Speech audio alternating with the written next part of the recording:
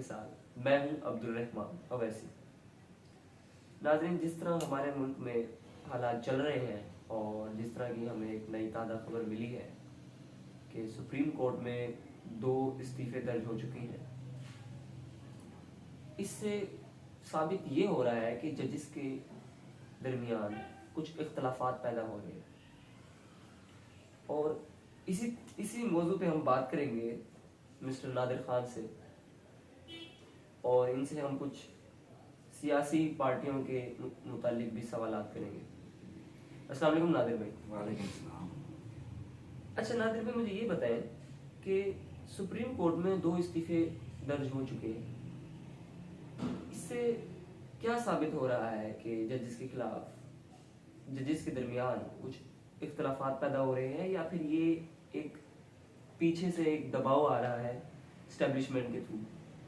जरा इस बारे में कुछ बताइए।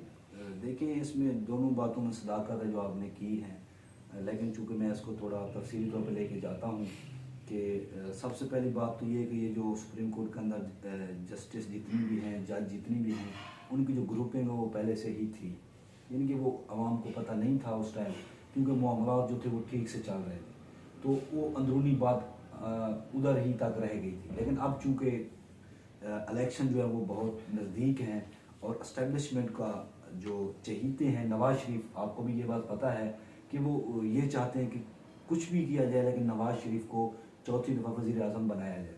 तो अब जो हमारे चीफ जस्टिस हैं सुप्रीम कोर्ट के, वो ये चाहते हैं कि जो फैसले हैं वो बिल्कुल नवाज शरीफ के हक़ में ही जाए।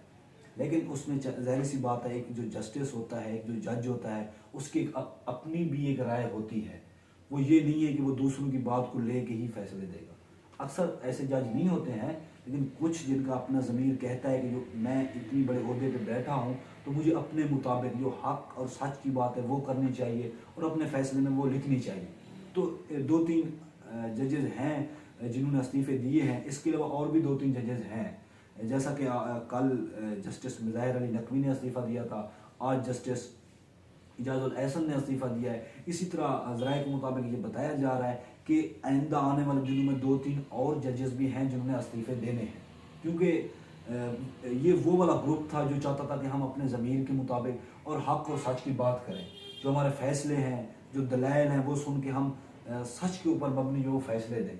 लेकिन कुछ जजेस ऐसे हैं जो ग्रुपिंग है, वो ये चाहते हैं कि हम एस्टेब्लिशमेंट की बात मानें, जो एस्टेब्लिशमेंट चाहे उस तरह के हम फैसले दें। जैसा कि आपने देखा है कि नवाज शरीफ जो एक ताहयात नाअहल थे, उनको बस जैसा करके भी जिस तरह की मिसालें दे के उनको अहल किया गया है। इसके अलावा अगर देखा जाए तो इस जो अहल नवाज शरीफ को किया गया है, इसका फ़ायदा जो है वो फैसल वाडा ने भी उठाया है, उसके बाद जहांगीर तरीन को भी हुआ है, समी बलोच को भी हुआ है। मतलब ये कहना चाह रहे हैं कि एस्टेब्लिशमेंट अपना रास्ता साफ करने के लिए ये इक़दाम उठा रही है? बिल्कुल बिल्कुल, वो ये चाह रही है कि जो हम चाहें वो हो। लेकिन ज़ाहिर सी बात है, जैसा कि मैंने आपको तफसीली तौर पर बताया कि कोई जस्टिस ये नहीं चाहते। वो चाहते हैं कि हम ना एस्टेब्लिशमेंट की बात, किसी की बात ना माने। ओहदे का तकाजा भी यही है कि जब एक जस्टिस या कोई जज होता है, वो जो दलाइल सुने, वो दलाइल के ऊपर जो हक़ और सच के ऊपर मबनी जो फैसला बनता है वो देना चाहिए। वो ये नहीं चाहते कि हम दलाइल सुनते रहें, जैसा कि हमारे चीफ जस्टिस ऑफ पाकिस्तान कर रहे हैं। वो दलाइल बड़ी जो है वो तफसील से सुनते हैं। वो हर 15 सेकंड के बाद जो वो वकीलों को कहते हैं कि ऊपर, यानी कि वकील अभी अपनी बात गुफ्तगू जो वो जारी रखी हुई होती है उसके सामने उनको टोक देते हैं। उसके अलावा आजकल एक नया ट्रेंड है कि वो कौन है, ये कौन है, उनको ना ही कोई सीनियर सहाफ़ी का पता है, उनको ना ही जो है वो सीनियर सियासतदान का पता है। मुझे आपका पॉइंट मिल गया है। अच्छा नादिर भाई, मेरा आपसे दूसरा सवाल ये है कि पाकिस्तान मुस्लिम लीग नून, उन्होंने अभी तक अपनी कोई भी इलेक्शन कैंपेन शुरू नहीं की। इसकी क्या वजूहात हो सकती हैं? क्या उनके पास कोई ज़राए नहीं, या कोई अपने लिए कोई कि या वो अपने आप को सही तरह डिफेंड कर सकें या शो कर सकें कि वो एक सही पॉलिटिकल? मैं आपको बताता हूँ, वो उनके पास बयानियाँ नहीं है, क्योंकि ज़ाहिर सी बात है जब हर इलेक्शन में कोई सियासी पार्टी भी हो, चाहे छोटी से छोटी भी हो, वो अपना मंशूर लेके जाती है। जैसा कि आजकल पाकिस्तान पीपल्स पार्टी जो है वो अपना मंशूर दे रही है। वो जो बिलावल भुट्टो साहब हैं, वो कह रहे हैं कि हमारे 10 मंशूर में 10 चीज़ें हैं जो हम करेंगे हुकूमत में आने के बाद। तो नून लीग के पास ना ही कोई मंशूर है, ना ही कोई बयानिया है। मतलब और आप ये कहना चाह रहे हैं कि नून लीग वालों का कोई प्लान नहीं है, फ्यूचर प्लान? लेकिन प्लान नहीं है, लेकिन एस्टेब्लिशमेंट और नून लीग ये चाहते हैं कि हम हुक्मरानी करें। नवाज शरीफ को चौथी बार वजीर आजम बनवाने के लिए सरतोड़ कोशिश की जा रही है, ताकि एस्टेब्लिशमेंट अपना फायदा ले ले। बिल्कुल बिल्कुल, वो आपकी बात ठीक है। लेकिन अगर सियासत में देखा जाए तो नवाज शरीफ चाहते हैं, मुस्लिम लीग नून चाहती है कि वजीर आजम हमारा बने, वजीर आजम नवाज शरीफ बने, लेकिन बने इस तरह के हम कुछ भी ना करें, हम जो है वो घर बैठे रहें, इलेक्शन हो और हमें वजीर आजम बना दिया जाए। क्योंकि एस्टेब्लिशमेंट की भी मजबूरी है, एस्टेब्लिशमेंट खुद आके सामने तो नहीं ठहर सकती, उन्होंने सामने कोई ना कोई जो है, जैसा कि नून लीग है उनको बयानिया बनाना होगा, लेकिन वो बयानिया नहीं बना सकते। इसमें मैं थोड़ा फिर दोबारा तफसीली तौर पे जाऊंगा, क्योंकि उनकी जो पिछली हुकूमत है ना ही वो किसी दूसरी पार्टी की थी, क्योंकि पिछली जो हुकूमत थी वो पीडीएम की थी, उसमें जो सारा मलबा है वो मुस्लिम लीग नून पे आ रहा है। क्योंकि मुस्लिम लीग नून ने उस वक्त, शहबाज शरीफ ने उस वक्त प्राइम मिनिस्टर की सीट तो जो वो ले ली है, वजीर आजम तो वो बन गए हैं, लेकिन अब उनके पास ऐसा कोई बयानिया नहीं है या उन्होंने कोई ऐसा काम नहीं किया है अवाम के लिए कि वो अवाम को बताएं कि मतलब जो पिछली जमात इनकी थी पीडीएम, उसमें ज्यादा किरदार नून लीग ने अदा किया और उनकी कारकर्दगी सही नहीं रही। किरदार सब कर रहा है उसमें। लेकिन अच्छा। पाकिस्तान प्लस पार्टी का अगर देखा जाए तो आसिफ जरदारी ने गेम खेली है, उन्होंने ऐसी जो है वजारतें ली हैं, उन्होंने स्पीकर जो कौमी असम्बली अपना बनवाया है, उसके बाद उन्होंने यानी कि ऐसे ऐसे ओहदे लिए हैं जिसका कोई कंसर्न आगे आवाम को नहीं आता। तो वजीर आजम जो वो नून लीग का था, वजीर खजाना जो वो नून लीग का था, वजीर दाखिला नून लीग का था, इस तरह की जितनी भी वजारतें थीं वो नून लीग के पास थी। तो जाहिर सी बात है जब प्राइम मिनिस्टर उन्हीं का था, उसके बाद वजारतें बड़ी बड़ी उन्हीं के पास थी, तो जाहिर सी बात है अवाम जवाब भी उन्हीं से मांगेगी। लेकिन उनके पास ना ही कोई बयानिया है और ना ही कुछ बताने के लिए है कि अच्छा, हमने 16 माह में कुछ किया है बहुत शुक्रिया, और हम मजीद ऐसा मुझे कुछ कर आपका सकेंगे। पॉइंट मिल गया, बहुत शुक्रिया, बहुत शुक्रिया। अच्छा नादिर भाई, मुझे ये बताएं कि बिलावल भुट्टो जरदारी साहब ने इस दफा इतनी बहादुरी और हिम्मत दिखाई है, जो मुझे ऐसा लगता है, जिन्होंने कोशिश की है और इस दफा वो इलेक्शन कैंपेन के लिए NA 127 लाहौर से इलेक्शन लड़ने की तैयारियां कर रहे हैं। क्या ये दुरुस्त है? जी जी बिल्कुल, मेरे ख्याल में तो पाकिस्तान प्लस पार्टी और बिलावल का अगर देखा जाए तो एक बहादुराना एक फैसला है, क्योंकि उन्होंने एक रिवायत तोड़ी है। बिल्कुल, वो सिंध से पहले होते थे, लाड़काना में होते थे, अब वो उन्होंने अपनी लिमिट, अपनी वो रेंज से बिल्कुल बाहर लाहौर में आ भी गए हैं, इलेक्शन भी लड़ रहे हैं और उसके अलावा वो दूसरी पार्टियों को भी कह रहे हैं, यानी कि वो स्टेज पे आके जहाँ पे अपनी कैंपेन करते हैं तो दूसरी पार्टियों को ललकारते हैं। वो कहते हैं कि पाकिस्तान तरीके इंसाफ वाले सिंध में है, लाड़काना में है, जहाँ मैं इलेक्शन लड़ता हूँ, जो मेरा आबाई हल्का है, और नून लीग को, नवाज शरीफ को वहाँ आना चाहिए। मैं तो उनके लाहौर का जो गार्ड है वो मैं आ गया हूँ, क्योंकि पहले तो ये गार्ड था नून लीग का और अब भी नून लीग ये कहती है कि लाहौर हमारा गढ़ है।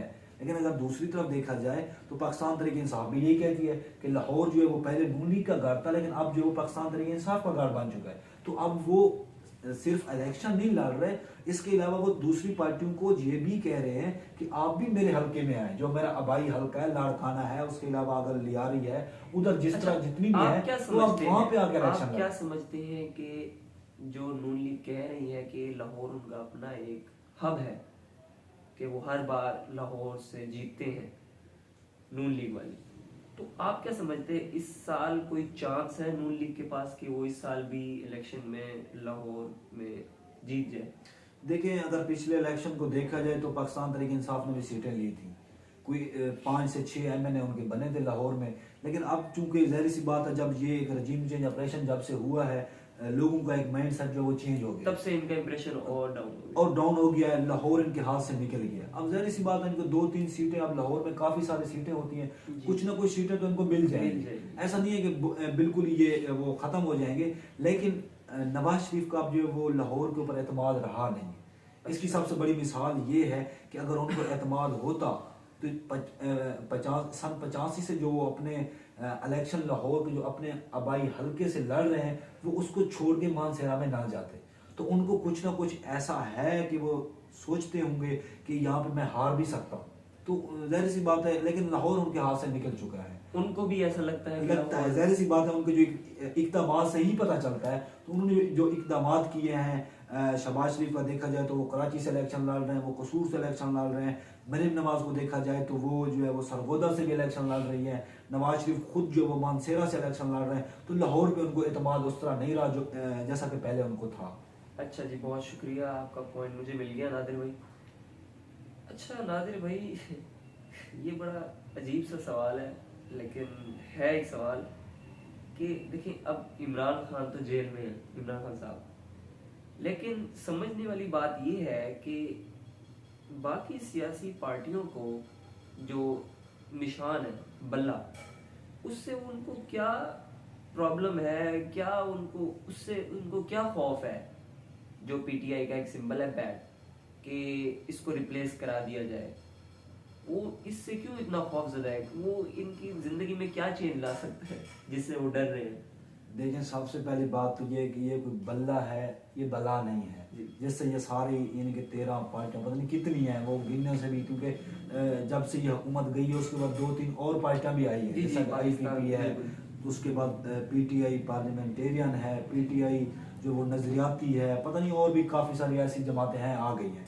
तो सारी पार्टियां जो वो बल्ले से खौफजदा है।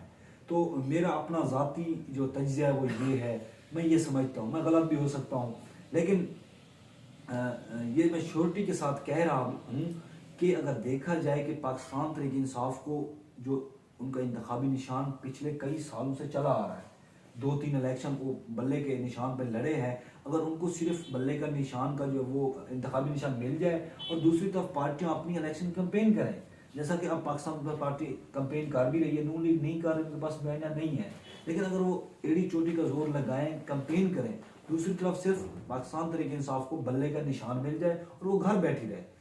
अब भी वो इतनी कैंपेन नहीं कर रही, उनके ऊपर केसेस हैं, उनको बाहर नहीं निकलने दिया जा रहा, लेकिन उनको सिर्फ बल्ले का निशान मिल जाए, बाकी जितनी पार्टियां हैं वो अपनी कैंपेन करें, फिर भी मेरे ख्याल में बल्ला जो है वो अक्सरियत ले जाएगा, क्योंकि बल्ला जो है वो इमरान खान की अलामत बन चुका है। पाकिस्तान में कोने कोने में आवाम को पता लग गया मतलब कि जो बल्ला है वो पाकिस्तान अब जो बैट है, और जीत का निशान, सिंबल जो बैट है, उसकी अब इतनी मकबूलियत है कि उसको रिप्लेस करने का अब कोई फायदा नहीं। या आपको ऐसा लगता है अगर बल्ले की जगह कोई और सिंबल लाया जाए आप तब कोई इसका बहुत बड़ा नुकसान है? देखें, अब ज़ाहिर सी बात है, जो कुछ ऐसे वोट्स भी हैं काफ़ी हद तक हैं, उनकी परसेंटेज काफ़ी हद तक है, मैं समझता हूँ, जो कि वो वाली परसेंटेज पूरे इंतखाबी जो अमल है उसको असर और रसूख रख सकती है। तो वो ये चाहते हैं कि हम बल्ले के ऊपर मुहर लगाएंगे, लेकिन जब बल्ला ही नहीं होगा तो फिर ज़ाहिर सी बात है पाकिस्तान तहरीक इंसाफ पार्टी नहीं होगी, फिर वो एक आज़ाद इलेक्शन लड़ेगी। जब आज़ाद इलेक्शन लड़ेगी तो ये एक जो जैसा कि हर इलेक्शन में होता है, तोड़ जोड़ होती है, आज़ाद को वहाँ पे ले जाया जाता है जहाज़ बार के, उसके बाद जैसा भी किया जाता है, जो आज़ाद होते हैं उनको ख़रीद के या जिस तरह से भी उनको वोट दिलवाए जाते हैं जिनको इंटरेस्ट होता है कि इनको हम हुकूमत में लाएंगे। तो इस तरह से बहुत ज़्यादा पाकिस्तान तहरीक इंसाफ को नुकसान होगा।